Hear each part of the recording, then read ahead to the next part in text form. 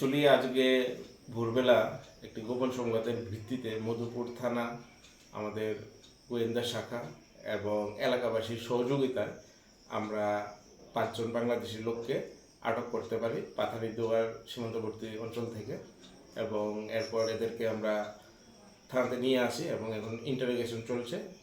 এর ভিত্তিতে একটি স্পেসিফিক কেসও আমরা রেজিস্টার করে নিয়েছি এবং আদালতে তাদেরকে ফরওয়ার্ড করা হবে। প্রাথমিক তদন্তে কী বোঝা গেছে, কীভাবে এইভাবে প্রবেশ করলো? মনে হচ্ছে সীমান্ত ক্রস করে আজ ভোরবেলায় ওরা প্রবেশ করেছে এবং সাথে সাথে আমাদের কাছে খবর আসে এবং আমরা অভিযান চালাই। এবারে কেউ যুক্ত থাকতে পারে এর মধ্যে? তাই ইন্টারোগেশন চলছে, ইনভেস্টিগেশনে তা ফিরিয়ে আসবে। তাদের বাড়ি? তাদের বাড়ি বাংলাদেশে রংপুর অঞ্চলের কাছাকাছি। তার কি একই পরিবারের? একই পরিবারের। কি উদ্দেশ্য আসছিল?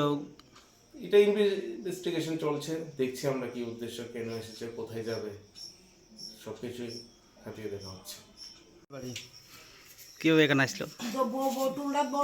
আইসো কি করে এখানে? কীভাবে বর্ডার পার করে? কে পার করেছি তোমরা? আমার বাংলাদেশের লোকে পার করে দিছে। তুমি কই জেলে তোমরা? কোন জায়গা জ্বালিয়ে? আমরা দেখলাম দিল্লি যেতাম।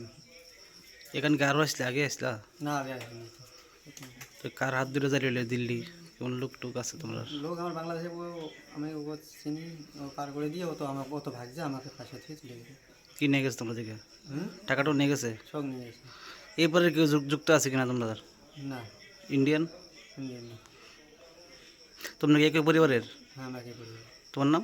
আমার নাম শাহজালাল। তাই না? মনির খান। তোমার কি হয়? আমার আব্বা।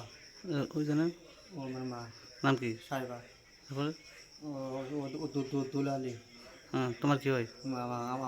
আমার বউ। আর ওই জান? ও আমার ভাই স্বাধীন। সবাই এক পরিবার না? এক পরিবার।